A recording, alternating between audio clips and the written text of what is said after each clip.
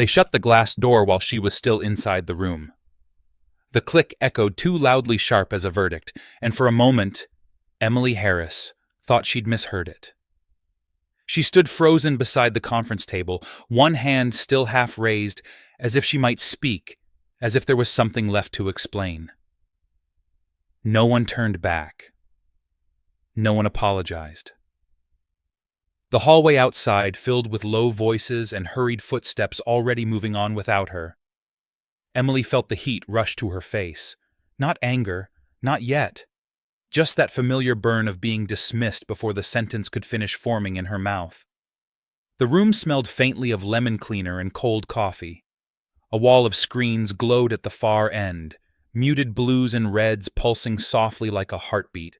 No one was watching.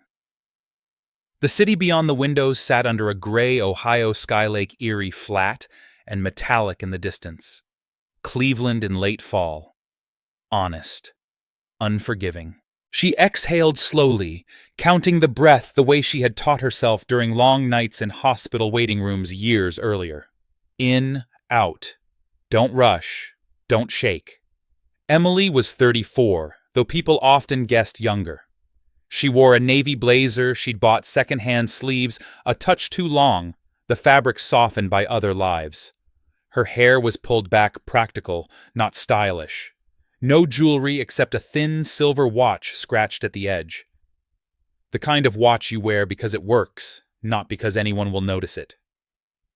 On the other side of the glass, Robert Klein stood with his back to her. He was tall, broad-shouldered, gray hair, trimmed with military precision. He spoke with his hands, sharp motions that cut the air as he leaned toward the CEO Thomas Whitmore. Robert's mouth tightened, then curved into a polite, dismissive smile. "She's not a fit," Robert said, his voice carrying through the glass more than he realized. "Smart, maybe, but not what we need." Emily didn't flinch. She'd heard worse. Softer words could still bruise. Thomas Whitmore didn't answer right away. He stood slightly apart from the others, hands clasped behind his back eyes on the dashboard screens. 63 years old. Controlled. The kind of man who never wasted movement. His reflection hovered faintly in the glass, layered over graphs and projections. The interview panel shifted uncomfortably. A younger associate tapped a pen too fast. Someone cleared their throat. Emily turned toward the screens at last. She hadn't meant to look. She told herself not to. But the colors were wrong. The movement was wrong. The pattern stuttered in a way that made her chest tighten. It was subtle. That was the dangerous part. A retail footprint map pulsed brighter than it should have. Regional adoption curves climbed with a confidence that felt rehearsed. Too smooth. Too obedient. Her eyes narrowed. She stepped closer, just one pace, heels whispering against the carpet. This was not live data, she knew that. This was a demo environment sanitized for interviews and boardrooms. But even simulations carried habits, biases, assumptions baked in by people who stopped asking questions too early. Behind her, the door handle rattled once, someone testing if it was locked. It was. Emily swallowed. She told herself again to leave, that the interview was over, that the rejection was already written into the silence. But then she saw it. A small thing. A timestamp overlap that shouldn't exist. Household device clustering stacked as independent growth. Her pulse quickened. Robert's voice rose outside. "We've already lost 2 weeks chasing phantom noise. This model's been stress tested. The client's the problem, not us." The word client snapped something loose in her chest. Emily spoke before she could stop herself. "That's not true." Her voice sounded too small in the room, almost swallowed by the hum of the screens. The hallway went quiet. Thomas Whitmore turned slowly. His eyes met hers through the glass. Not angry, not curious, measuring. Robert frowned. "We're done here?" he said loud now. "Security will open the door," Whitmore said.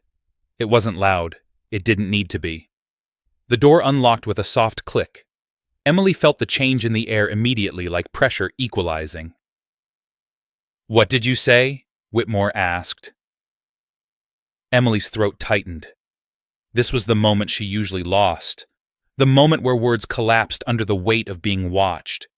She felt it happening now, that old instinct to apologize, to minimize, to step back into invisibility.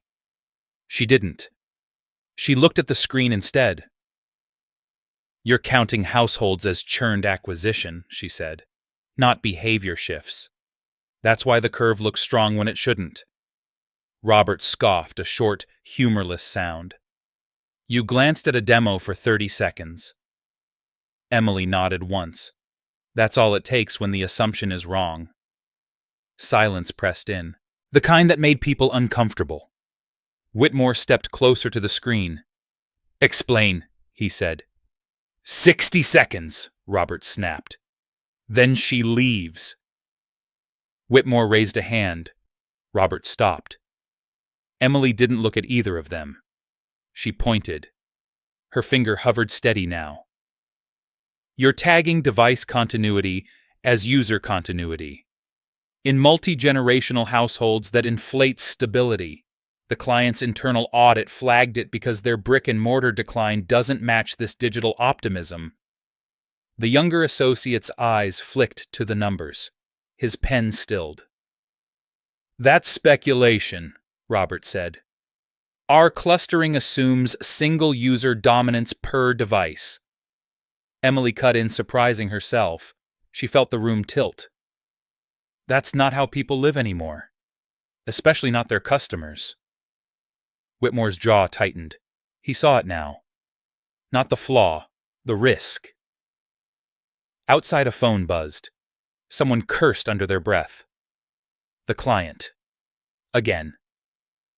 Emily stepped back. The moment passed as quickly as it came. She felt the weight of it settle into her bones, heavy and irreversible. "I'm sorry," she said quietly. "I shouldn't have." Whitmore held up a hand. "No," he said. "You should have." Robert stared at him. "Thomas." Whitmore didn't look away from the screen. "If she's right, this isn't a modeling error. It's a governance failure." The word hung there.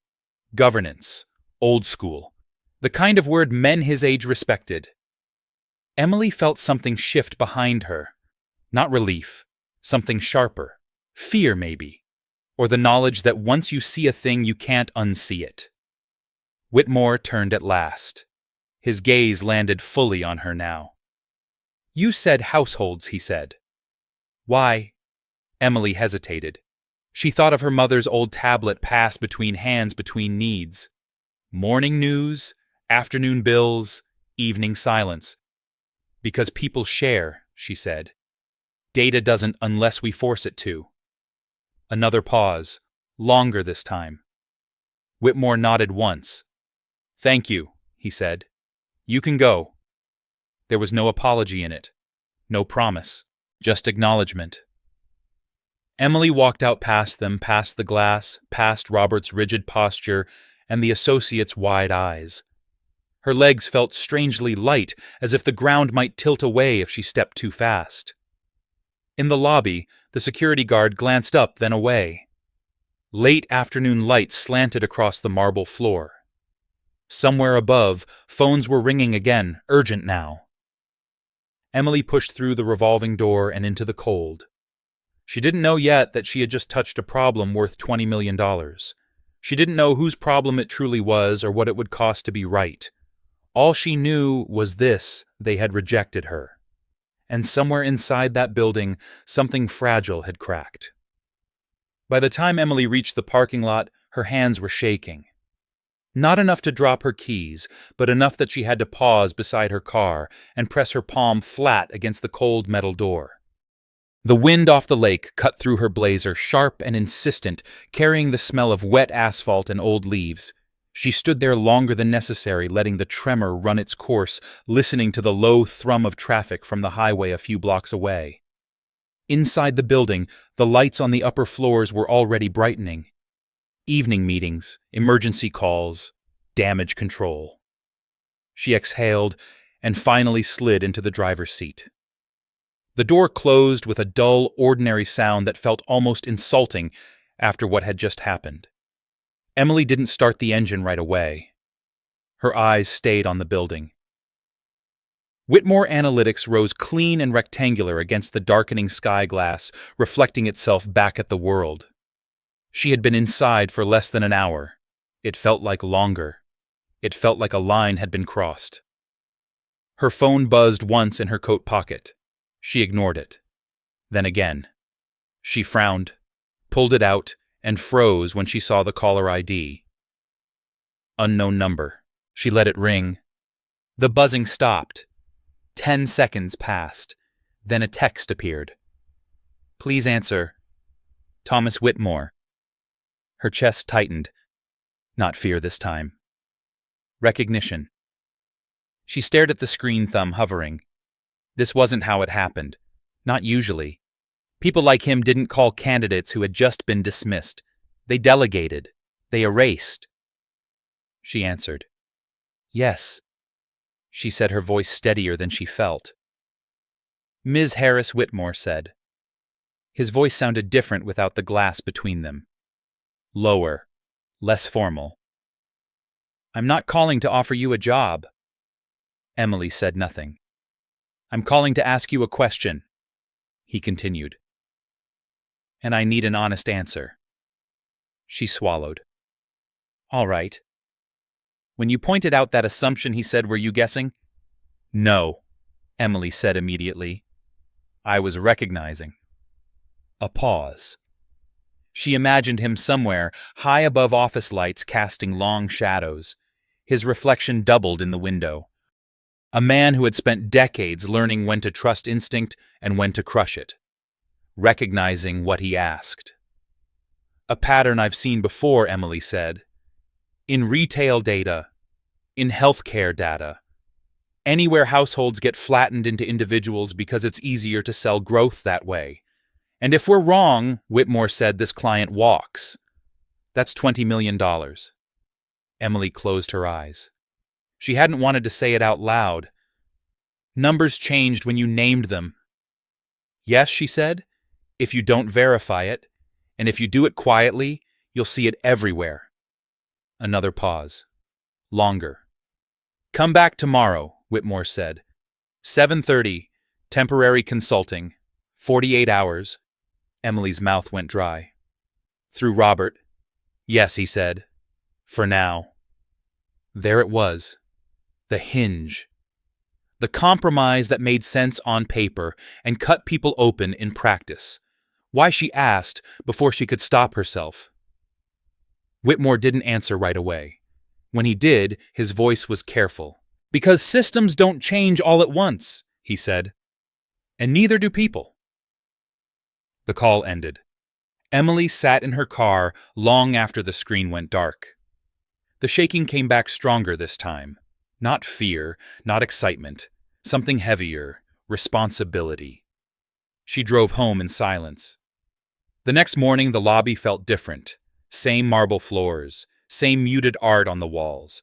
But the air carried a charge now tight and controlled. Emily wore the same blazer, same watch. She had slept badly waking before dawn, with fragments of graphs and conversations looping through her mind.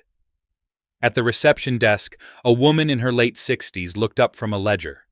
Her hair was silver and pinned neatly back. Her posture was straight in a way that spoke of habit, not effort. Emily Harris. Emily said, offering her ID. The woman studied it, then Emily's face. Her eyes softened almost imperceptibly. "Consulting badge," she said. "Temporary." "Yes, ma'am." The woman handed her a badge on a thin lanyard. "Elevators are slow this morning," she said quietly. "Give yourself a minute." "Thank you," Emily said. As she turned away, the woman added, "It takes courage to speak in rooms that aren't built for listening." Emily paused. She looked back, but the woman had already returned to her ledger. Upstairs, the data floor hummed with restrained urgency, conversations cut off when Emily passed. Not hostile, curious, measuring. She felt it in the way eyes slid away just a second too late. A man in his early 40s approached laptop bag slung over one shoulder. His expression was open but guarded. "Ethan Brooks," he said. "Senior Systems Engineer." Emily shook his hand. His grip was firm, warm. Human. Emily. "I read the overnight notes," Ethan said. "Not the conclusions, the questions." "That's good," Emily said. He smiled briefly. "You're sitting by the emergency stairwell. Best place to think without being watched." The workstation was small, functional, direct server access as promised. Emily sat down, logged in, and felt the familiar calm settle over her as data unfolded in front of her. This was where the noise faded, where truth stopped caring who you were. She worked fast, but not recklessly. She traced assumptions back to their roots, pulled historical household, clustering overlaid seasonal behavior shifts. Patterns emerged like scars under skin. Around mid-morning, Robert Klein appeared at her desk. Up close, his presence was imposing. He leaned slightly on the partition arms, crossed expression neutral. "We'll need updates by end of day," he said. "Anything you find goes through me." Emily nodded. Understood. He studied her a moment longer. "You surprised people yesterday." "I didn't intend to," she said. "That's usually how it happens," Robert replied. He straightened. "Let's keep this professional." When he walked away, Ethan exhaled quietly.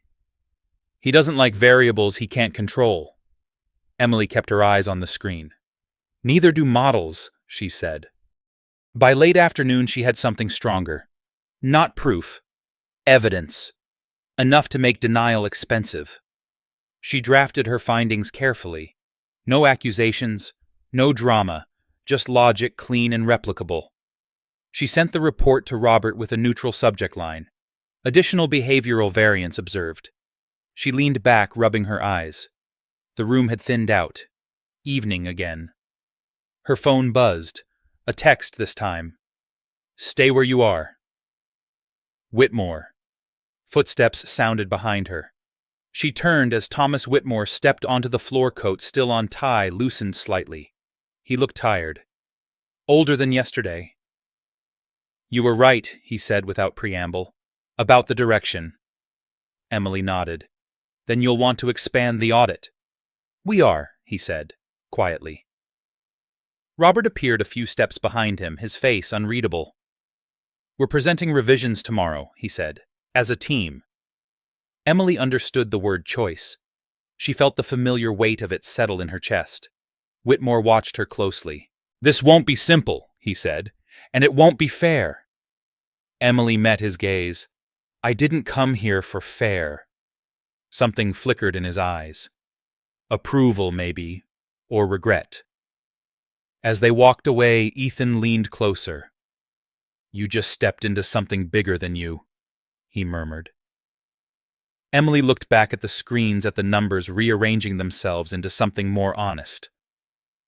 "I know," she said. What she didn't know yet was how quickly honesty could turn dangerous, or how much effort systems would spend protecting themselves from the people who tried to correct them. The email arrived at 12:41 in the morning. Emily was awake when her phone vibrated on the nightstand, the screen lighting the ceiling with a pale, uneasy glow. She reached for it slowly, already tense, as if her body had learned ahead of her mind that sleep was no longer a safe place. Subject line: Access Review. Required. Her breath caught. She sat up back against the headboard and opened it. Emily Harris. The message began polite to the point of menace. "Our internal monitoring systems have flagged anomalous access activity associated with your temporary credentials earlier this evening. As a precautionary measure, your access has been suspended pending review. Please report to Human Resources at 9 o'clock this morning. No accusation, no explanation, just implication." Emily stared at the words until they blurred. She replayed the day in her head minute by minute. She had left the building at 6:30. Ethan had walked her to the elevator, joking about bad coffee and worse dashboards. She hadn't logged in from home, hadn't even opened her laptop. Her phone buzzed again. Don't reply yet. Ethan? A third message followed immediately. Something's wrong. I'm checking logs. Emily closed her eyes. The room felt smaller, the walls pressing in. She had lived this before years ago in a different company, a different city, a discrepancy, a quiet meeting, a contract that ended without explanation. Back then, she had blamed herself, told herself she must have missed something. She didn't make that mistake now. At 9 the next morning, the HR office smelled of paper and disinfectant. Emily sat across from a long table, hands folded in her lap, posture straight. Across from her sat Jennifer Cole, mid-40s, composed legal pad aligned precisely with the table's edge. Beside her was a man in a charcoal suit who introduced himself only as counsel. "Thank you for coming in promptly," Jennifer said. "This is a fact-finding conversation."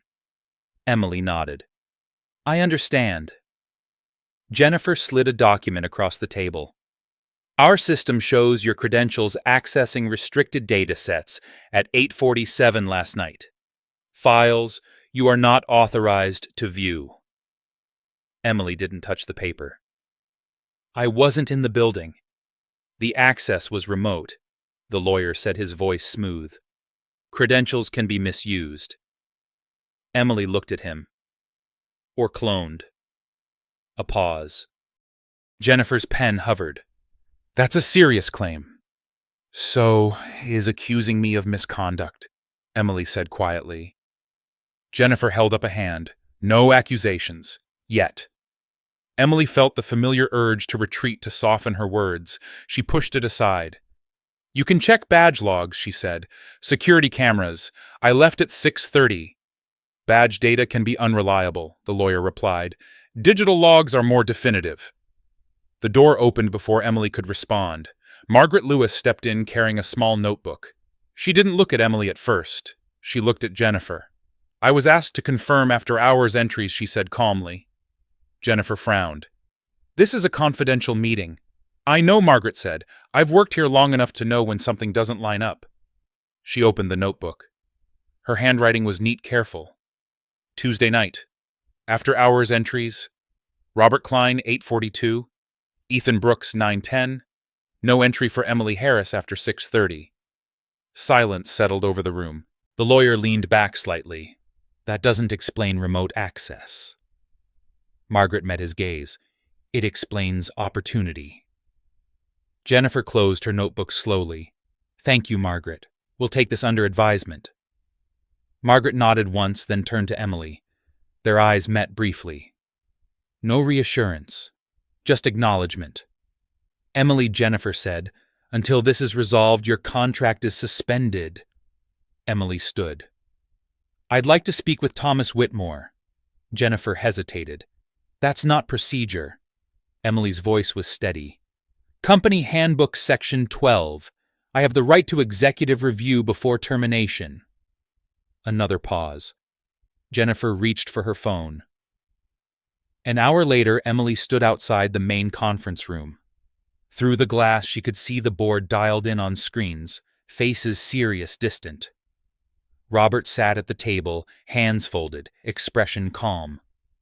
Ethan stood near the back, jaw tight. Thomas Whitmore looked up as Emily entered. His face registered surprise, then something else. Concern. "Ms. Harris," he said. "This is unexpected." "So was the access," Emily replied. She didn't sit. She placed her laptop on the table and opened it. "I documented every analysis I sent," she said. "With timestamps, metadata. I saved copies off network." Robert's eyes flicked to her screen. "Just for a second." Emily turned the laptop so everyone could see. "This is the report I sent Robert at 6:14 Tuesday evening. These are the slides presented yesterday morning. Identical language, identical structure." Robert leaned forward. "This is how collaboration works." Emily didn't look at him. She advanced the screen. This is the access log, the IP address for the restricted files. It doesn't match my home network. It matches a workstation on this floor. Ethan stepped forward. I verified it, he said. It's registered to Robert's office. The room went still. Robert laughed softly. That's absurd. Thomas Whitmore stood, slowly, deliberately. Is it? He asked. Robert's smile faltered. I was protecting the company. You were protecting yourself, Whitmore said. His voice was cold now, by making her the liability. He turned to Emily. Why didn't you come to me sooner? Emily met his eyes. Because I wanted proof, not belief? Whitmore nodded once. Wise. He looked at the board. We're suspending Robert Klein pending a full audit. Independent. Robert stood abruptly. You can't do this on speculation. We're doing it on evidence, Whitmore said. There's a difference. Robert's face drained of color as security stepped in. When the room cleared, Whitmore sank back into his chair. He looked suddenly older. You should have walked away, he said to Emily. It would have been easier. Emily closed her laptop. It wouldn't have been right. Whitmore studied her for a long moment. Years ago, he said quietly, someone saw a problem in a system I trusted. They didn't push. People got hurt. Emily didn't ask who. I built this company to prevent that. Whitmore continued. And still, I almost missed it again. Emily felt the weight of the moment settle between them. Not triumph. Responsibility. What happens now? She asked. Whitmore straightened. Now we fix it. Properly. And publicly. Outside the building hummed back to life. Emails would fly. Meetings would multiply. Stories would change. Emily stepped into the hallway past Margaret, who gave her the faintest nod. Past Ethan, who exhaled like he'd been holding his breath all morning. She didn't feel victorious. She felt clear. And for the first time in a long while, she felt certain that silence was no longer an option. The building felt louder after the meeting, even though no one raised their voice. Emily walked the corridor slowly, the carpet muffling her steps, the fluorescent lights buzzing faintly overhead. Doors closed as she passed. Conversations paused, then resumed in lower tones. The air carried that particular tension she recognized now, the moment after something irreversible had happened, and before anyone agreed on how to talk about it. She reached her workstation and sat down, hands resting on the desk, without touching the keyboard. For the first time since she'd arrived, she didn't open a data set. She stared at the blank monitor, letting the noise settle around her. Across the floor, people were already recalibrating. She could see it in the way shoulders squared, in the careful neutrality of faces. No one congratulated her. No one apologized. That was fine. Systems didn't pivot with gratitude. They pivoted with discomfort. Ethan approached quietly, stopping just short of her desk.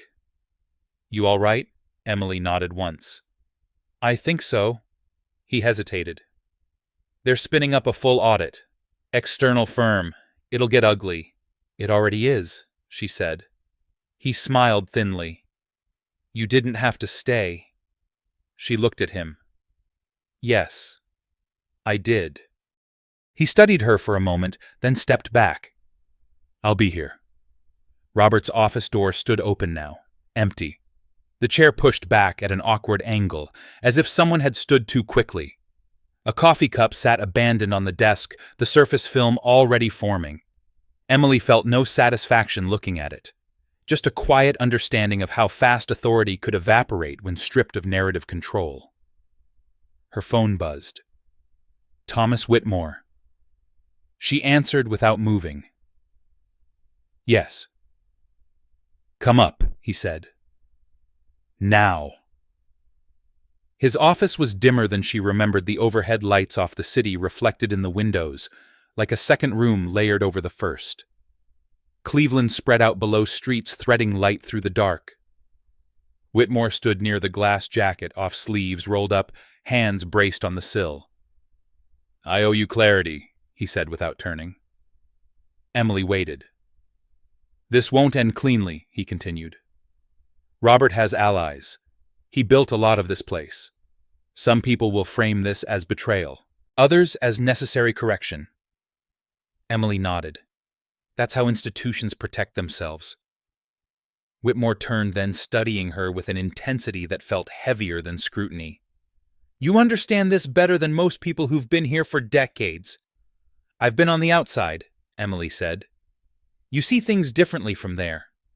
He considered that. "I'm offering you a permanent role." Emily felt the words land not as relief, but as weight.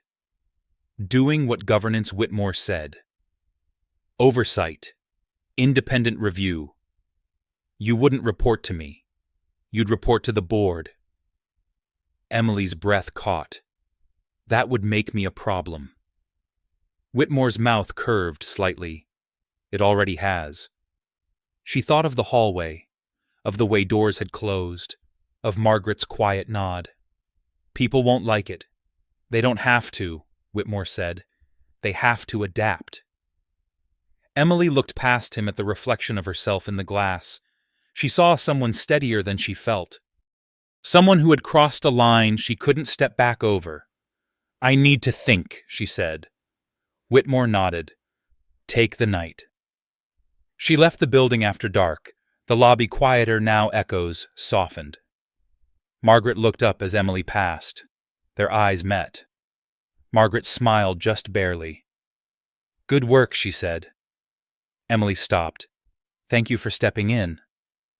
Margaret shrugged lightly. Truth has a way of asking for witnesses. Outside, the air was colder. Emily wrapped her coat tighter and walked to her car, her mind replaying the day in fragments.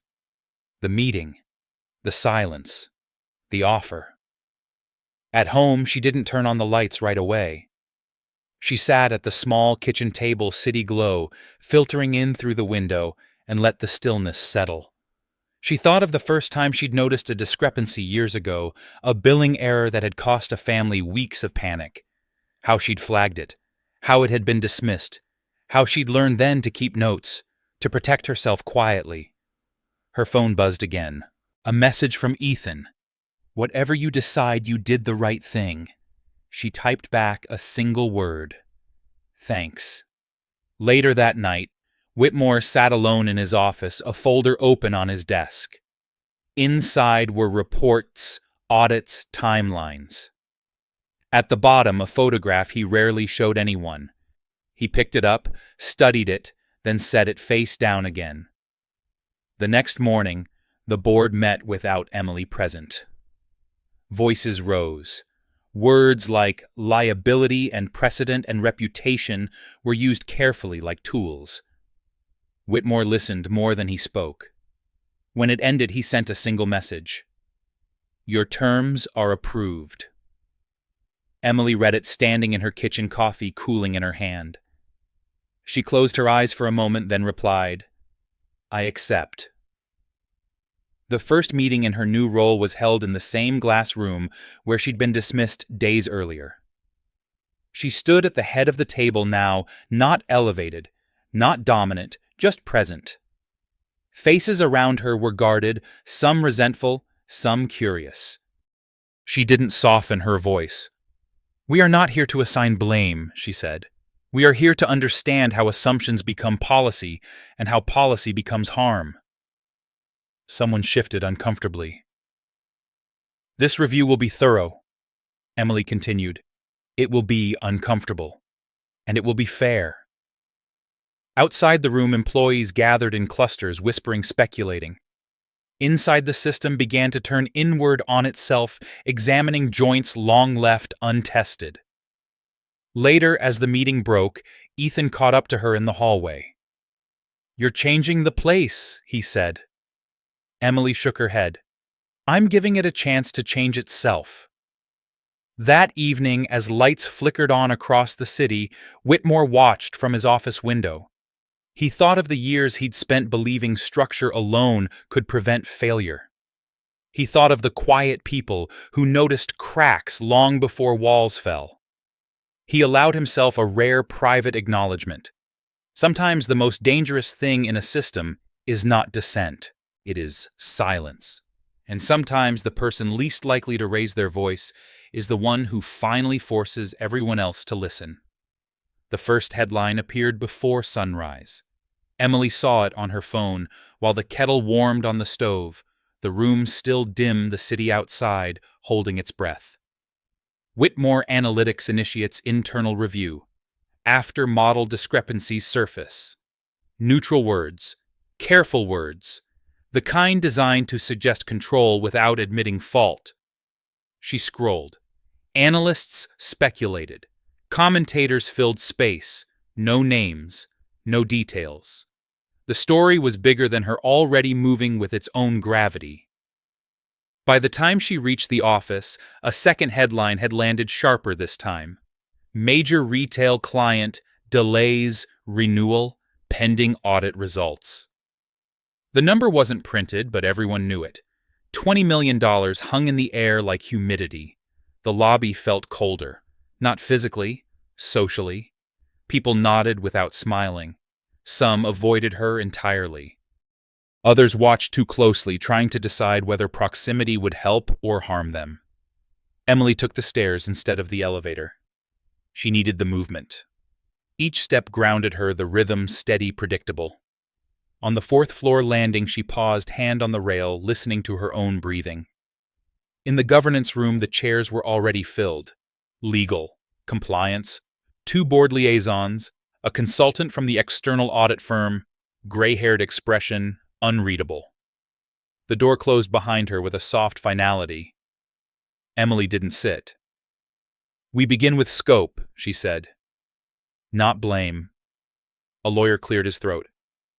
"We need to be careful about language." "So do our customers," Emily replied, "and the people who use their products." A ripple moved through the room.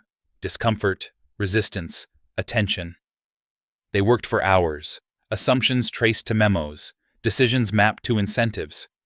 Emily asked questions that had no easy answers. Why was growth favored over retention? Who approved the metrics? Who benefited when warning signs were minimized? At noon, a message appeared on her screen. Thomas Whitmore requesting presence. His office felt tighter today. The city looked sharper, edges more defined. He stood as she entered, gesturing for her to sit. "The client wants to speak with you," he said. Emily didn't react immediately. "About the audit?" "About trust," Whitmore said. "They asked for the person who found the problem." A beat. "Not the firm," Emily said. Whitmore's mouth tightened. "Not this time." The call connected. A woman appeared on the screen, mid-50s, composed, eyes tired in a way that suggested long weeks. "Emily Harris," she said. "I'm Karen Doyle." Emily nodded. "Thank you for taking the call." Karen didn't waste time. "We've been burned before," she said.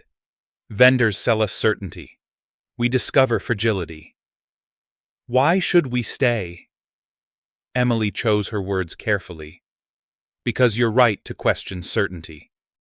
And because systems that admit error can be corrected, ones that hide it can't." Karen studied her. "You're new." "Yes." "You could have stayed quiet," Karen said. "Let the contract fail quietly. Let someone else take the blame." Emily met her gaze. "I didn't think about the contract. I thought about the people using your stores, their habits, their constraints. When data lies about them, decisions hurt them." Silence. Then Karen nodded once. "We'll wait for the audit." The call ended. Whitmore exhaled slowly. That went better than expected. Emily stood. It went honestly. By late afternoon, resistance hardened. An email circulated from a senior manager, carefully worded, questioning the necessity of expanded scope. Another suggested timelines be shortened to reduce market impact. Emily read them without surprise. She drafted a response and didn't send it. Instead, she walked down to the reception desk. Margaret looked up, her expression unchanged. "They're restless," Margaret said quietly. "They're afraid?" Emily replied. Margaret nodded. "People confuse the two." Emily leaned on the counter. Did it feel like this before Margaret smiled faintly? Every time something real happens. That evening, Emily stayed late. The building thinned out, lights dimming floor by floor. She worked through documentation, annotating decisions, building a record that could stand without her. Her phone buzzed. An unknown number. She hesitated, then answered. "Ms. Harris," a voice said. "Male. Controlled." "This is Daniel Foster." She recognized the name. Former board member. Resigned years ago. "I believe you're making a mistake," he continued. "Destabilizing a firm in a fragile market." Emily closed her eyes briefly. "I'm stabilizing it." "You're idealistic," Foster said. "And idealism is expensive." Emily's voice remained calm. "So is denial." A pause. "You're alone in this." "No," Emily said. "I'm just visible." The call ended. At home that night, sleep refused to come. Emily lay staring at the ceiling, thoughts looping. The offer. The pressure. The quiet calculations people made when deciding whether to stand beside you. She thought of her mother, the way she'd insisted on understanding medical forms others skimmed, the way she'd asked questions until nurses sighed and doctors slowed down. How many times had that persistence been labeled difficult? How many times had it mattered? The next morning, the audit firm requested additional access. Legal pushed back. Emily insisted. Voices rose. Compromises frayed. At noon, Ethan appeared at her door, face drawn. "They're leaking," he said. "Selective information, framing the review as overreach." Emily nodded. Expected. "They're testing whether you'll flinch." "I won't," she said. By mid-afternoon, the board convened again. This time, Emily was present from the start. The conversation was sharper now, stakes clearer. Some members questioned her authority. Others defended the process. Whitmore listened, then spoke. "This review continues," he said. "Fully." A vote followed. Close, but decisive. As the meeting broke, a board member lingered. An older man with tired eyes. "You remind me of someone," he said quietly. Emily waited. "My sister," he continued. "She used to say the hardest part of being right was waiting for people to catch up." He nodded once and left. That evening, the third headline appeared. Whitmore Analytics commits to transparent audit amid market pressure. Emily read it without satisfaction. Headlines were moments. Change was slower. She stood by the window in her apartment, watching the city settle into night. Cars moved like veins of light. Somewhere, decisions made in offices like hers would ripple outward, shaping lives far from boardrooms. Her phone buzzed one last time. A message from Karen Doyle. "We're staying, for now. Don't waste it," Emily typed back. "I won't." She set the phone down and stood in the quiet. The pressure hadn't lifted. If anything, it had increased. But beneath it, something steadier had taken root. Not confidence, conviction. The kind that didn't need permission. The call came from legal at 8:15 in the morning, and Emily knew before she answered that it wasn't about protection. "Emily," the voice said, careful and rehearsed. "We need to discuss exposure." She stood by the window of her office, watching a delivery truck idle below exhaust, ghosting into the cold air. "Who's?" she asked. A pause. Papers rustled. "Everyone's." That was the word people used when they meant hers. By 9, the conference room was full again. Different faces this time. Communications, risk, outside counsel. The chairs were arranged in a loose arc, not a table. Less confrontation, more theater. A consultant cleared his throat. "We're recommending a controlled release of findings," he said. "Selective disclosure. We frame the issue as an evolution, not a correction." Emily didn't sit. "That's not accurate." "It's survivable," the consultant replied. "Accuracy is a spectrum." Emily looked around the room. "No," she said. "It's a line." Whitmore watched from the end of the arc, hands folded, expression neutral. He had learned when to let arguments exhaust themselves. Another voice chimed in. "We're not disputing the data," a communications director said. "We're managing perception." Emily felt the heat rise not in her face, but in her chest. "Perception is how harm hides," she said. "If we soften this, the next client won't know what to ask." The consultant smiled thinly. Idealism again. Emily met his eyes. Accountability. The room shifted. A few people looked down. Others stiffened. Whitmore spoke at last. "Emily's position stands," he said. "Full disclosure within legal bounds." Legal opened his mouth, then closed it. Afterward, in the hallway, Ethan caught up to her. "They're circling," he said, "testing whether Whitmore will blink." "He won't," Emily said. Ethan hesitated. "Are you sure she wasn't?" But she nodded anyway.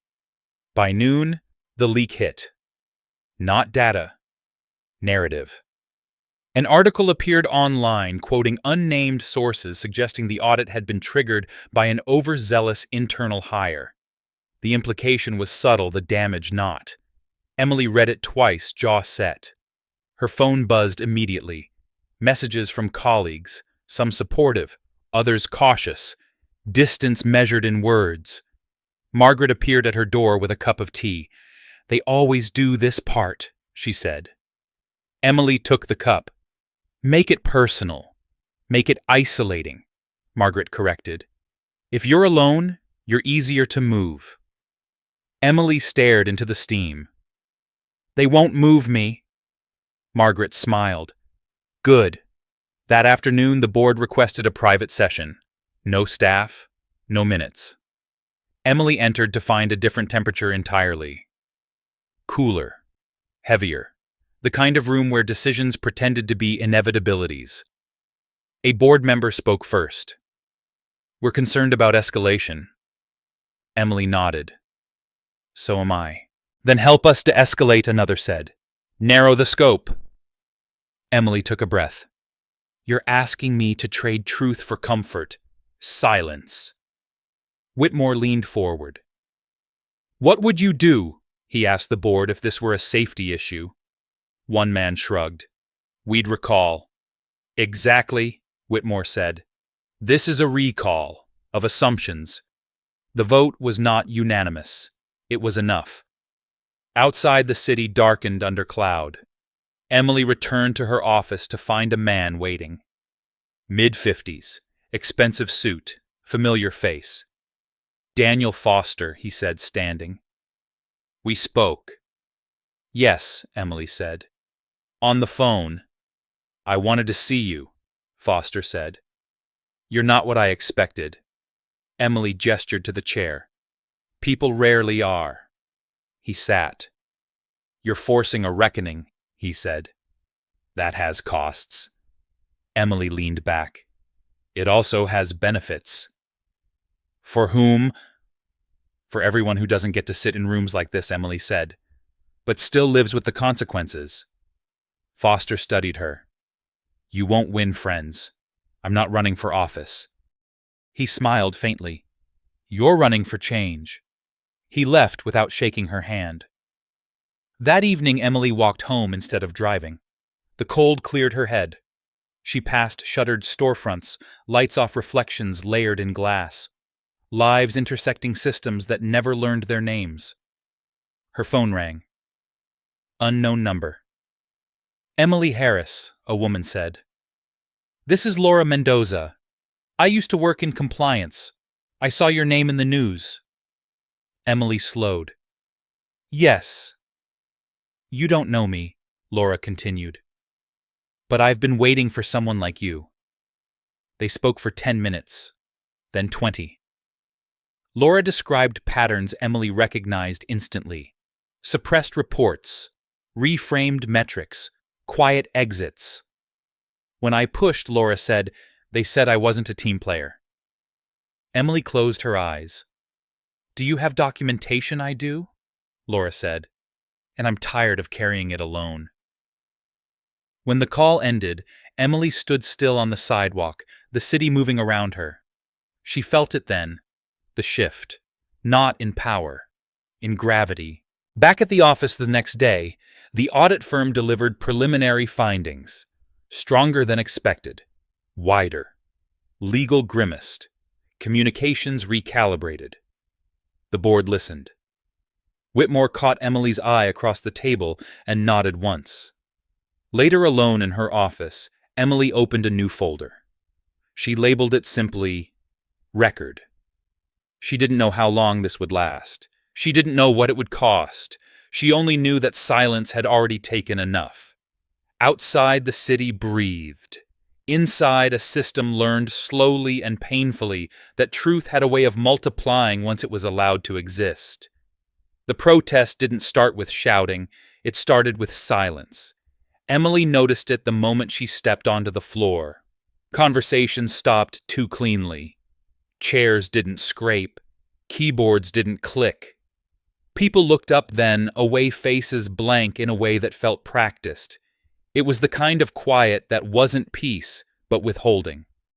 She walked to her office, every step measured the rhythm of her heels, the only sound she allowed herself to hear. Inside, she closed the door and stood still for a moment listening. Her breath slowed. Her shoulders dropped. This was what resistance looked like when it learned to wear a tie. The calendar notification chimed. Cross-functional alignment. 10 o'clock. Mandatory. In the conference room, the arc of chairs was back. More people this time. Mid-level managers, a few directors she hadn't seen before. Eyes scanning her weighing. She didn't sit. We're here to align, a director, began voice smooth, to ensure our efforts remain cohesive. Emily nodded once. Alignment requires clarity. A murmur. Someone shifted. We've received feedback. The director continued that the audit process is creating uncertainty. Teams are hesitant to make decisions. Emily looked at him. That's accurate? He frowned. We need momentum. Momentum without direction is drift, she said. And drift is how errors become habits. A manager cleared her throat. With respect, Emily, some of us feel sidelined. Emily met her eyes. That wasn't my intention. But it may be the consequence. The room tightened. People are worried, another voice said. About careers. So am I, Emily replied. About customers.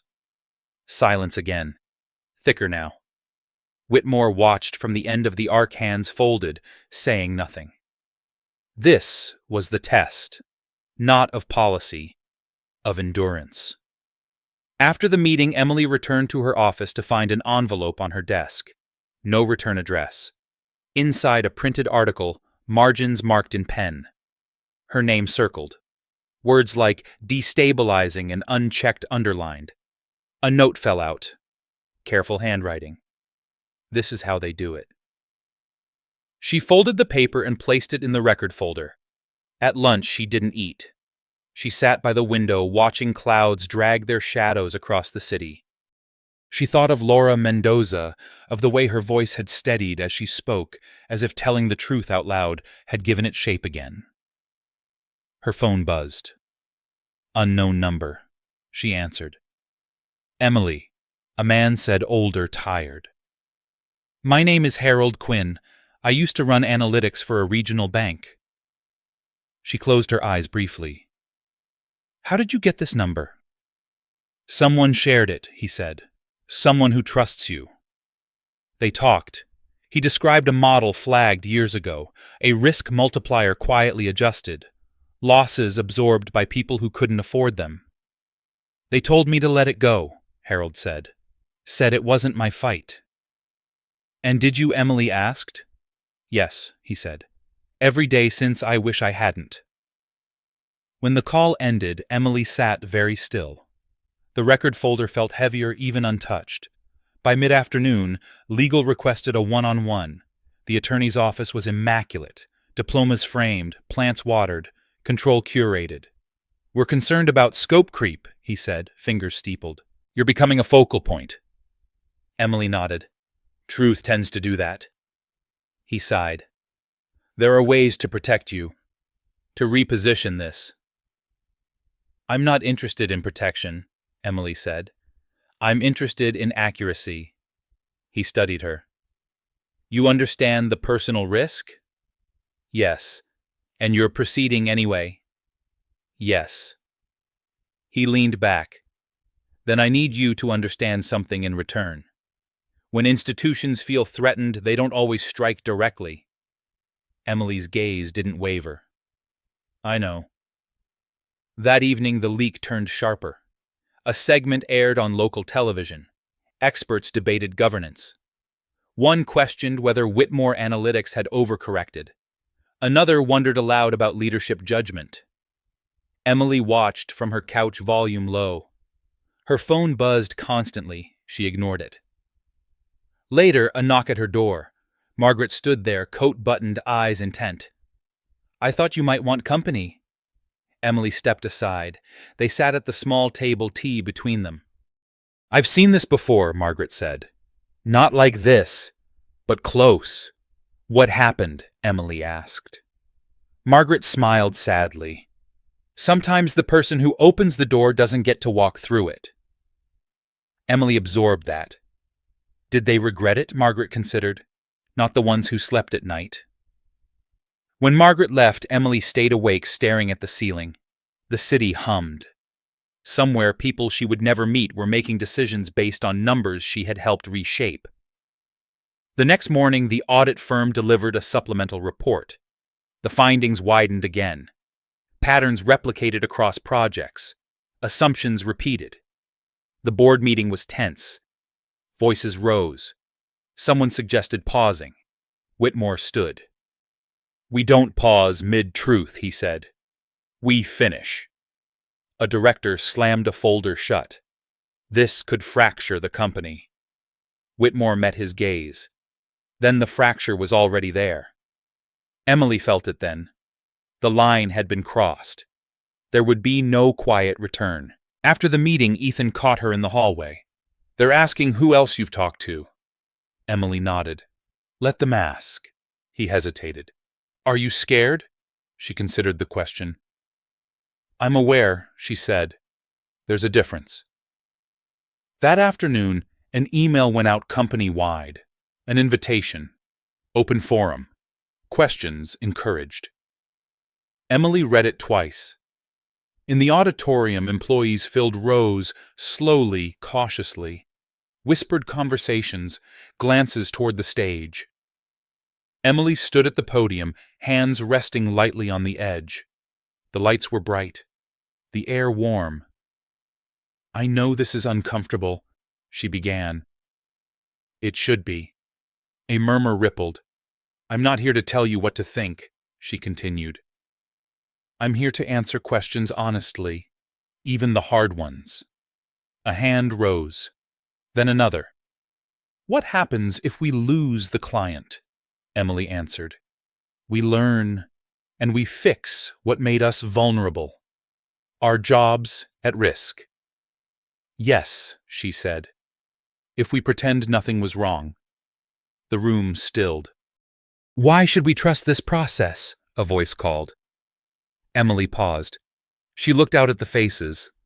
Older, younger, tired, hopeful, afraid.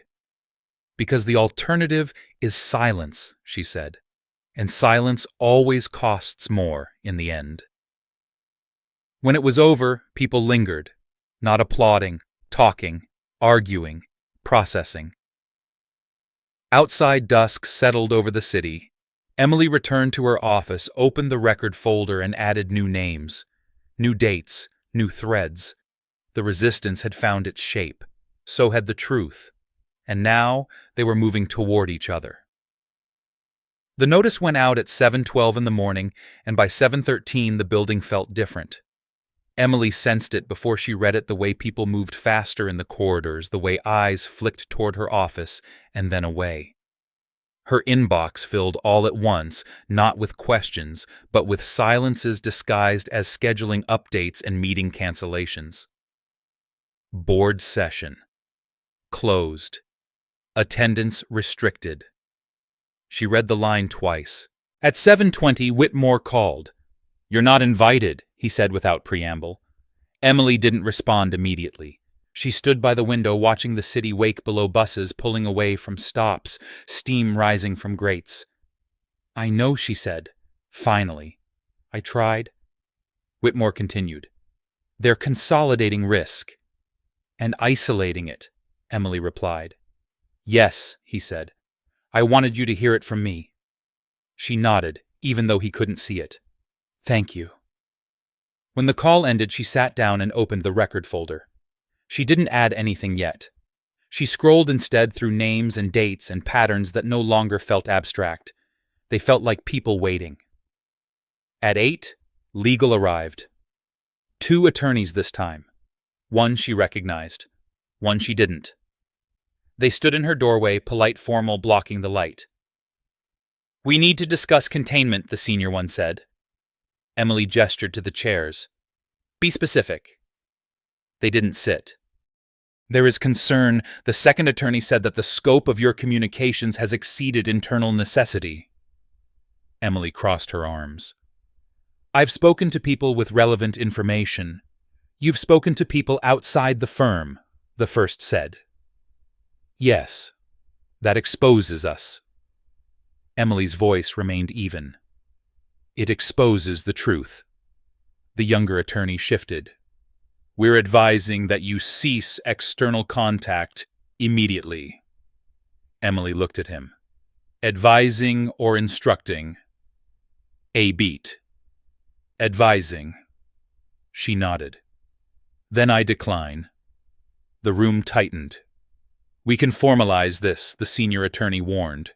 "You're not protected the way you think." Emily held his gaze. "Neither are you." They left without another word. By mid-morning, the rumors had found their voice. Slack channels buzzed, then went quiet as moderation swept through. A memo followed reminding employees of confidentiality obligations. The language was neutral. The timing was not. Emily closed her laptop and stood. She didn't wait for permission. The boardroom doors were guarded now. Security stood just outside, hands clasped, expressions blank.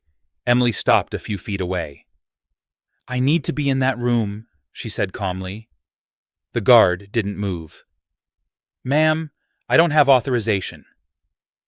"I understand," Emily replied. "Please tell them I'm here." The guard hesitated, then spoke quietly into his earpiece. Inside voices rose, muffled, indistinct. Minutes passed. Whitmore stepped out, closing the door behind him. His face was tight controlled, but his eyes betrayed strain. "They're voting," he said, "on whether to limit the audit." "And on me," Emily said. Whitmore didn't deny it. "Yes." She nodded. "Then I should speak." "They won't allow it." Emily met his gaze. "They don't have to." She stepped past him before he could respond. The room fell silent as she entered. Board members stared, some startled, some irritated. One looked almost relieved. Emily didn't apologize. "I won't take much time," she said. "But I won't leave without saying this." A man at the far end spoke sharply. "This is inappropriate." "So is deciding truth by vote," Emily replied. Whitmore stood behind her, now silent. "You're discussing containment?" Emily continued. Risk, exposure, reputation. I understand those concerns. I share them. A woman across the table leaned forward. Then respect process. Emily nodded. Process exists to serve people, not protect assumptions. A murmur rippled. You're afraid this will get bigger, Emily said. It already has. Because it's not about one model. It's about how many times people noticed something wrong and learned it was safer to look away. Silence pressed in heavy. I've spoken to former employees, Emily went on, to analysts who were sidelined, to compliance officers who were overruled. Their documentation aligns with ours. That's hearsay, someone snapped. No, Emily said. It's pattern. She paused, letting the words settle. You can limit the audit, she said. You can remove me. You can reframe this as an internal disagreement. But the data won't change. And neither will the people who now know they weren't alone. The chairwoman's voice cut in. Are you threatening us? Emily shook her head. I'm informing you. Another pause. Long. Whitmore spoke at last. She's right. Several heads turned. If you end this now, he continued, it won't end. It will wait. And when it returns, it will cost more than $20 million. The vote resumed, quieter this time. Emily stood still, hands at her sides, heart steady in a way that surprised her. When the decision came, it wasn't announced aloud. It was written, passed down the table, signatures added one by one. The audit would continue, independent, unrestricted. But there was a condition. Emily would step back from public visibility, not removed, repositioned. Whitmore walked her out. They're trying to protect the firm, he said quietly. They're trying to protect themselves, Emily replied. Yes, he agreed. And they're scared of you. She considered that. They should be scared of the truth, she said. I'm just carrying it. Outside the boardroom, the building exhaled. People returned to desks. Messages resumed. The machine adjusted. By afternoon, the narrative shifted again. Headlines softened. Words like cooperation and partnership replaced conflict. Analysts praised proactive governance. Emily watched it happen without comment. At 5, her phone rang. Laura Mendoza.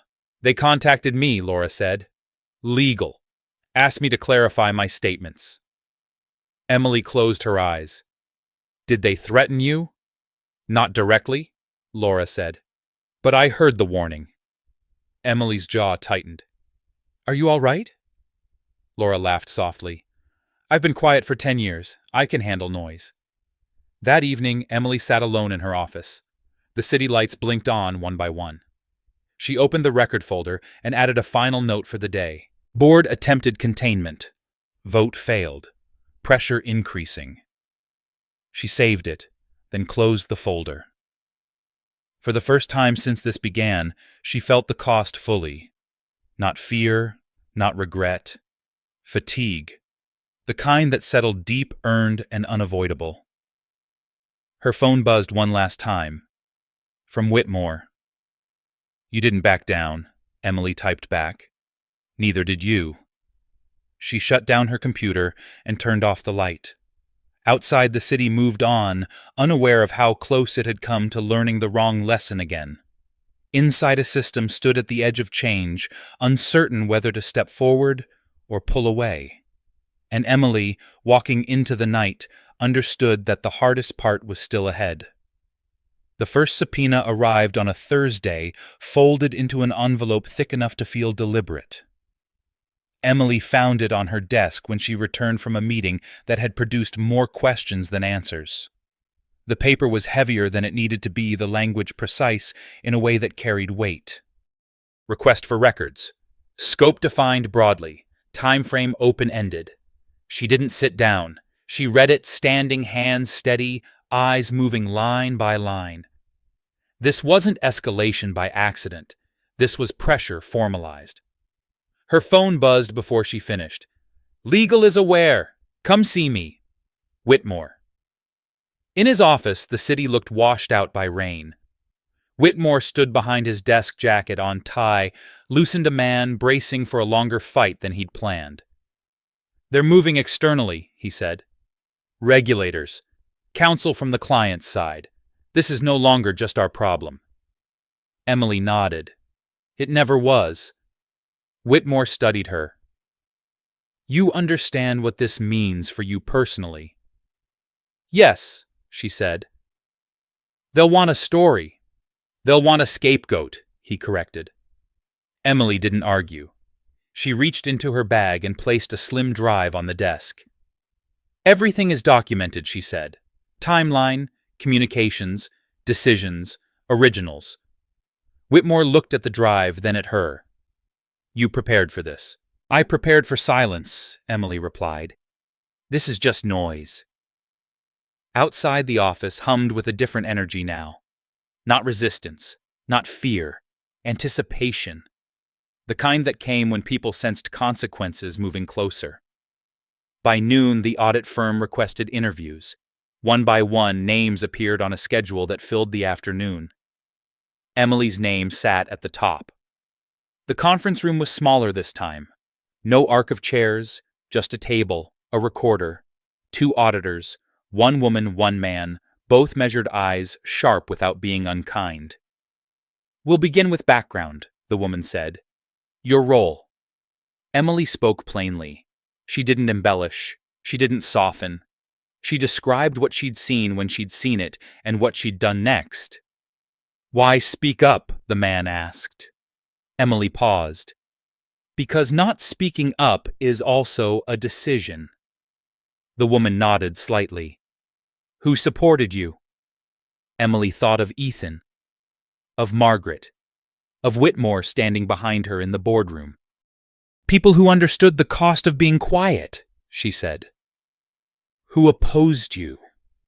Emily met his gaze. People who benefited from the status quo. They wrote that down. When the interview ended, Emily stepped into the hallway to find Ethan waiting. His face was drawn eyes shadowed. They interviewed me too, he said. About the logs. And Emily asked. I told the truth. She nodded. That's all anyone can do.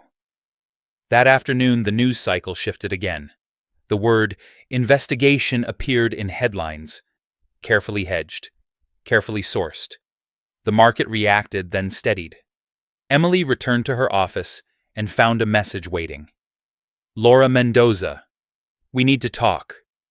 They met at a quiet cafe across from the courthouse, the kind of place where conversations blurred into background noise.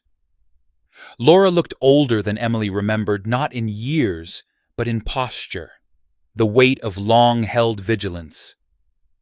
They contacted me again, Laura said, this time with documents.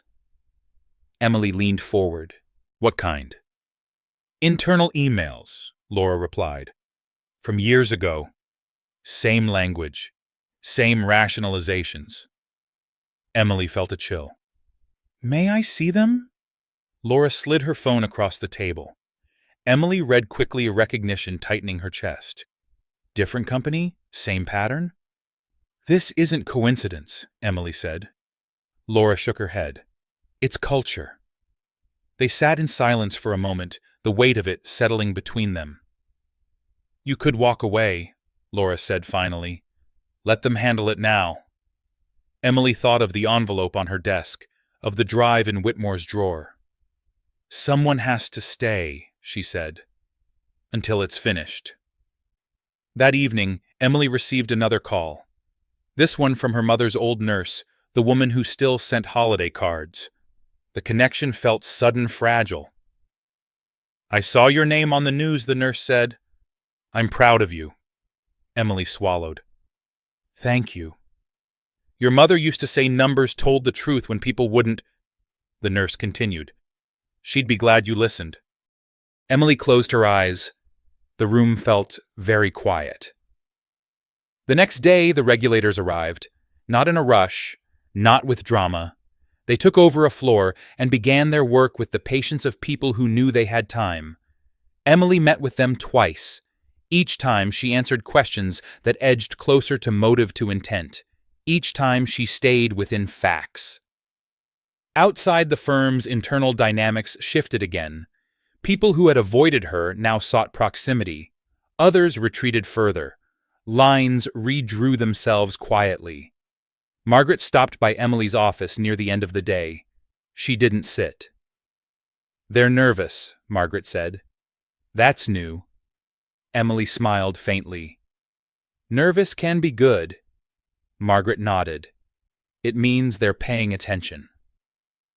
That night, Emily walked home through rain. The city reflected itself in wet pavement lights, stretching and bending. She felt tired in a way sleep wouldn't fix. Her phone buzzed as she unlocked her door. "Unknown number." She answered. "Ms. Harris," a man said. Older, authoritative. "This is Deputy Attorney Collins. We'd like to speak with you tomorrow." Emily closed the door behind her. Of course. After the call, she stood in the dark apartment coat still on, letting the moment settle. This was the threshold. Beyond it, things would change in ways she couldn't predict. The next morning, she entered a government building that smelled of polished stone and old paper. The meeting was brief, direct, the questions sharper. "Do you believe this behavior is isolated?" Collins asked. "No," Emily said. "Can you support that belief?" "Yes." "Will you?" Emily didn't hesitate. "Yes." When she left, the sky was clearing. The city looked different in sunlight, edges softened, giving the illusion of calm. Back at Whitmore Analytics, the atmosphere was subdued. A message went out acknowledging regulatory review. No names, no blame. Whitmore met her in the hallway. "They're moving quickly," he said. "They have to," Emily replied, "now that it's visible." Whitmore studied her. "You're carrying a lot." Emily met his gaze. "So are you." That evening, as she organized her notes, Emily realized something had shifted. Not externally. Internally. She was no longer reacting.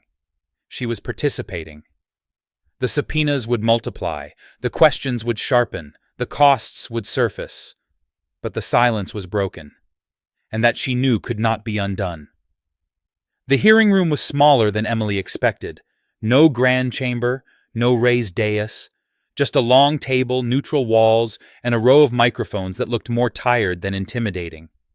Fluorescent lights hummed softly overhead, the kind of room where decisions were made quietly and then echoed for years.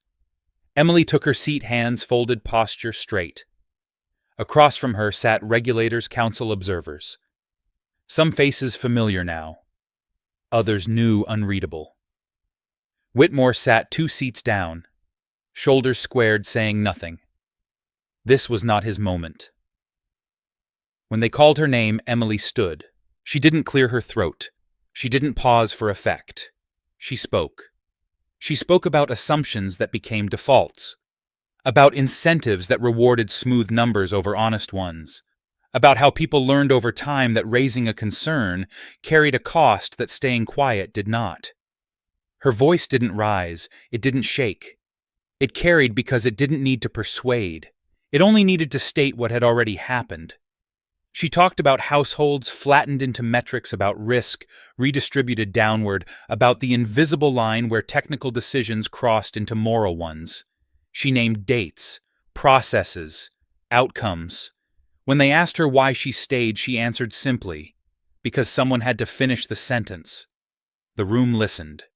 Not politely, intently. When it was over, there was no applause, just a subtle shift, the kind you felt more than saw. Papers gathered, notes exchanged, a process moving forward. Outside, the air was crisp. The city moved at its usual pace, unaware that something fundamental had just been set in motion. The weeks that followed were not dramatic. They were procedural. Contracts renegotiated. Models revised. Departments restructured with language that avoided the word reckoning while embodying it completely. The client stayed. Not because trust was restored overnight, but because transparency had replaced denial. Robert Klein resigned quietly. No statement, no farewell email. His office emptied in a single afternoon. Laura Mendoza testified. So did Harold Quinn. Others followed. Stories aligned, patterns confirmed.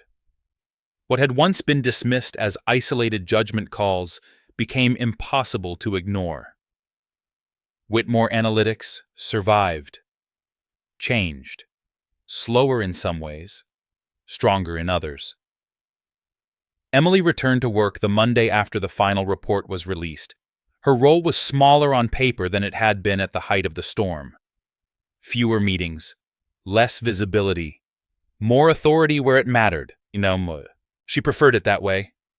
On her desk sat a new badge, permanent this time, no qualifier, no asterisk. Margaret passed by mid-morning, paused and smiled. "Looks like the building learned something," she said. Emily nodded. "It learned how loud silence can be." Margaret chuckled softly. "About time." That afternoon, Emily walked the floor, stopping at desks, listening more than she spoke. She noticed how conversations had changed, how people phrased uncertainty as something to be explored, not hidden, not everywhere, not perfectly, but enough to matter. In Whitmore's office later that day, the city glowed with early evening light. He stood by the window as he always did, hands clasped behind his back. "You didn't have to stay," he said. Emily looked at the skyline. "I know. You could do anything now." Emily smiled faintly. So could the company. That was the point. He turned, studied her for a moment, then extended his hand. She shook it.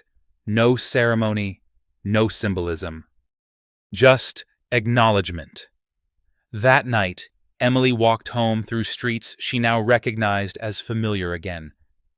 The pressure had lifted, not because the work was done, but because it had direction. She unlocked her door, set her bag down, and stood for a moment in the quiet. She thought of the first day, the glass door closing, the instinct to disappear. She hadn't disappeared. She had stayed. She had spoken. She had finished the sentence. And somewhere beyond the boardrooms and hearings, beyond the numbers and models, that choice had altered something that couldn't be measured easily, but would be felt for a long time. If this story resonated with you, like the video, subscribe to the channel, and comment these 3 words: "Speak the truth."